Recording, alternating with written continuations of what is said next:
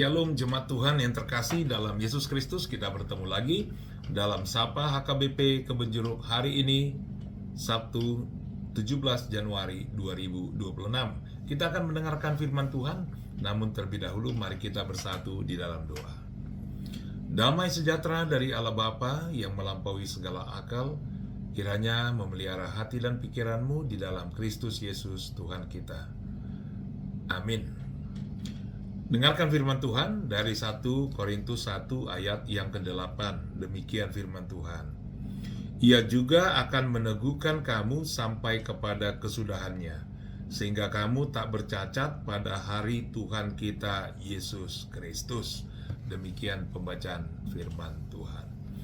Jemaat Tuhan yang terkasih dalam Yesus Kristus, saya yakin kita tanpa ragu boleh mengatakan identitas siapa kita, di mana kita adalah orang percaya, kita adalah anak-anak Tuhan, kita adalah anak-anak Allah.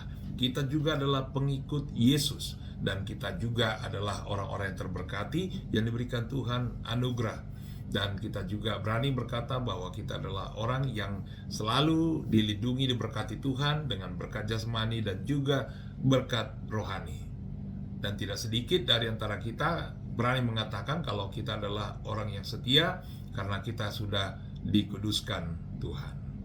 Jemaat Tuhan yang terkasih dalam Yesus Kristus, ketika kita memperkenalkan diri kita sedemikian, maka kita sedapat mungkin membuktikan kualitas hidup kita melalui perkataan dan perbuatan kita seturut dengan kehendak Tuhan, seturut dengan identitas yang sudah kita sebutkan tadi.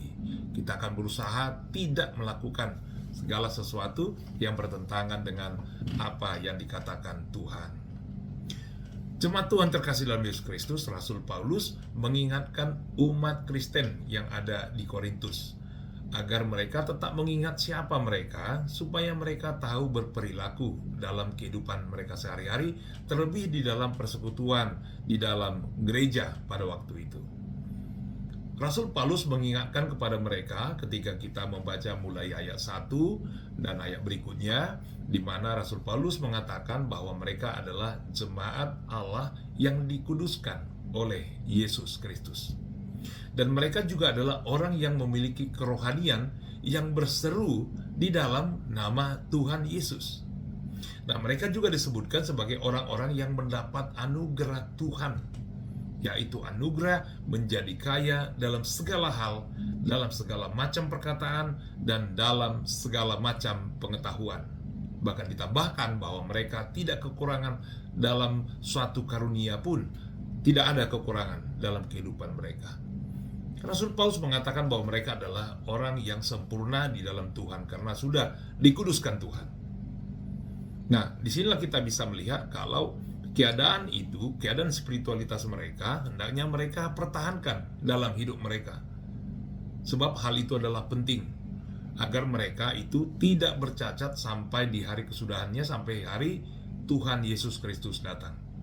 Karena kita tahu bahwa pada waktu itu kota Korintus adalah kota yang sangat maju dan kota juga yang banyak godaan, di mana di kota besar ada kejahatan, ada penipuan, ada perzinahan, ada kejahatan lainnya, dan terutama ada penyembahan berhala. Tentu mereka harus hidup di dalam kekudusan dan menjaga diri mereka agar mereka tidak tercemar dengan dunia itu. Jemaat Tuhan terkasih dalam Yesus Kristus, demikian halnya dengan kita di zaman sekarang ini, di mana banyak sekali godaan dan cobaan yang ada di sekitar kita yang mungkin dapat mengganggu kita, bahkan dapat membuat kita jatuh dan jauh dari Tuhan. Itu sebabnya kita membutuhkan pertolongan Tuhan untuk meneguhkan iman kita, memelihara iman kita, menjaga iman kita, bahkan mungkin memulihkan iman kita ketika sudah keadaannya kurang baik, agar iman kita itu sehat, kuat, dan selalu siap menghadapi segala sesuatu, apapun yang ada di dalam kehidupan kita. Sebagaimana umat yang di Korintus itu, mereka dikuatkan dan membutuhkan pertolongan Tuhan untuk menguatkan iman mereka agar mereka tetap teguh di dalam Tuhan. Tentu kita tahu bahwa salah satu kelemahan kita dalam kehidupan kita ini adalah kita cenderung mudah sekali konflik, terutama di dalam persekutuan. Perbedaan pendapat yang mungkin perbedaan tidak besar, hanya perbedaan sedikit saja, atau perbedaan selera boleh mengarah kepada konflik. Artinya boleh saling suka tidak suka satu sama lain, sehingga perbedaan pendapat itu dianggap satu serangan, bukan dianggap sebagai suatu kontribusi yang membangun. Nah, umat di Korintus juga hanya berbeda selera dengan pilihan-pilihan kepada para pelayan Tuhan. Mereka juga digiring kepada suatu dosa atau jatuh kepada sesuatu yang tidak baik di mata Tuhan, karena mereka sepertinya mengkultuskan Paulus, ada yang mengkultuskan Apolos, ada yang mengkultuskan Petrus atau Kefas, dan juga ada yang mengatakan dirinya adalah golongan Kristus. Nah, 4 kelompok ini adalah tidak baik dalam satu jemaat, dan seharusnya mereka tidak melakukan hal itu. Itu sebabnya Rasul Paulus menyembuhkan masalah dalam persekutuan itu dengan mengatakan, kalau aku menanam, Apolos menyiram, Tuhan yang memberikan pertumbuhan. Supaya umat itu mengerti kalau setiap pelayan Tuhan memiliki talenta yang berbeda, di mana talenta yang dimiliki yang berbeda itu bukan hendak memicu perpecahan atau menarik perhatian dari jemaat, tetapi saling melengkapi satu sama lain. Sebab tidak ada gunanya menanam, tidak ada gunanya menyiram jika tidak ada diberikan kuasa pertumbuhan. Sama halnya seperti pemberita firman, itu dia menyiram, membangun gereja atau membangun jemaat atau memulai satu jemaat itu menanam, dan khotbah itu atau pemberitaan firman itu menyiram. Tetapi kalau tidak ada perubahan dalam diri manusia, tidak ada pertobatan, tentu tidak ada pertumbuhan di sana.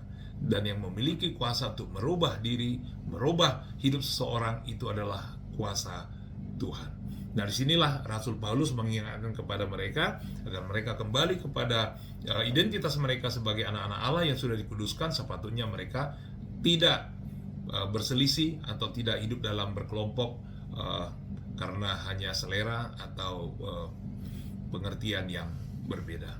Jadi kalau hal yang baik aja tentang pelayanan itu bisa membuat orang berselisih, tentu kita akan melihat bagaimana hal-hal yang tidak baik yang dapat mengganggu hidup manusia. Jadi hal yang baik saja dapat menggiring orang ke sesuatu yang tidak baik, karena pemikiran-pemikiran pemahaman yang keliru, terutamalah ketika terjadi kesusahan atau sesuatu yang tidak baik terjadi dalam hidup manusia, maka hal itu dapat mengganggu hidup kita. Nah, pada kesempatan ini Rasul Paulus mengingatkan kepada semua orang percaya agar tetap setia dan teguh dalam iman sampai hari Tuhan, supaya tidak satupun di antara kita yang bercacat sampai Tuhan Yesus Kristus datang, atau sampai hari perhentian kita tiba di dunia ini. Itu sebabnya hal yang pertama yang perlu kita perhatikan supaya kita hidup di dalam keteguhan iman. Yang pertama adalah kita ingat Mazmur 119 ayat 105 itu, kita ingat firman Tuhan yang adalah menjadi pelita bagi kaki kita dan terang bagi jalan kita, sehingga kita tahu jalan mana yang akan kita tempuh dan ke arah mana kita pergi, dan kita tidak akan menoleh ke kanan ke kiri, tetapi kita lurus sesuai dengan kehendak Tuhan.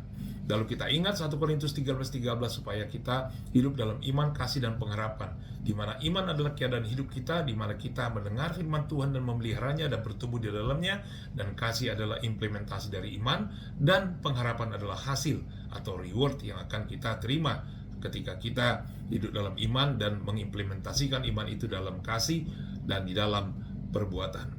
Dan kemudian ketika kita hidup demikian, maka kita ingat dalam 1 Tesalonika 5:21, di mana kita boleh menguji segala sesuatu dan memegang yang baik. Dan ketika kita mau menguji segala sesuatu, kita akan menguji dengan firman Tuhan itu sendiri yang sudah ada di dalam hidup kita, yang sudah ada dalam spiritualitas kita. Kita pakai itu, menguji segala sesuatu dan memegang yang baik. Sehingga apa yang kita pegang itu adalah buah dari tes atau ujian yang kita lakukan sesuai dengan kehendak Tuhan, maka hasilnya juga akan baik. Kemudian ingat perkataan Yesus ketika Yesus berkata Matius 26 ayat 41, di mana harus berjaga-jaga dan berdoa. Sehingga ketika kita berjaga-jaga, maka kita tetap waspada, menjaga hati dengan segala kewaspadaan, karena dari situ keluar terpancar segala kehidupan. Sehingga menjaga diri kita jangan tercemar, menjaga diri kita agar kita tahu berperilaku yang baik, dan berdoa, yaitu kita tetap terhubung dengan Tuhan. Kita tetap memiliki komunikasi dengan Tuhan agar kita dapat selalu mendapat petunjuk dari Tuhan, sehingga kita adalah orang yang menjadi cerdas dan penuh hikmat di dalam kehidupan kita. Jemaat Tuhan terkasih dalam Yesus Kristus, perhatikan hal demikian, dan dengan hidup yang cara demikian itu, maka keteguhan iman kita akan terjamin, dan kita akan memiliki pemeliharaan Tuhan di dalam kehidupan kita sampai hari kesudahan, bahkan sampai Yesus datang, bahkan hari perhentian kita tiba, kita tidak akan bercacat di hadapan Tuhan. Amin. Mari kita berdoa. Bapa di surga, terima kasih Tuhan atas firman-Mu yang sudah menyapa kami. Kuatkan kami Tuhan agar tetap teguh di dalam iman. Berkati seluruh jemaat-Mu ya Tuhan agar hidup dalamnya dan dapat bertahan dan setia sampai selamanya. Terima kasih Tuhan atas berkat-Mu kepada kami semua, kesehatan dan kekuatan baru Tuhan berikan bagi kami, dan Tuhan juga memberkati saudara-saudara kami yang berulang tahun kelahiran dan juga pernikahan, agar mereka semua sehat dan panjang umur. Dan berkati yang sakit ya Tuhan agar mereka pulih, berkati yang berduka cita agar mereka terhibur, dan berkati jemaat yang bekerja agar berkarya dan Tuhan mengembalakan hidup mereka. Bagi jemaat yang masih mencari kerja, bantu mereka agar mereka menemukannya. Bagi jemaat yang belajar, Tuhan berikan kepintaran agar mereka dapat menyelesaikan pendidikannya dengan baik. Terpuji Engkau ya Tuhan, dalam Kristus Yesus kami berdoa. Amin. Anugerah dari Tuhan kita Yesus Kristus dan kasih setia Allah Bapa dan persekutuan Roh Kudus kiranya menyertai-Mu sekalian. Amin.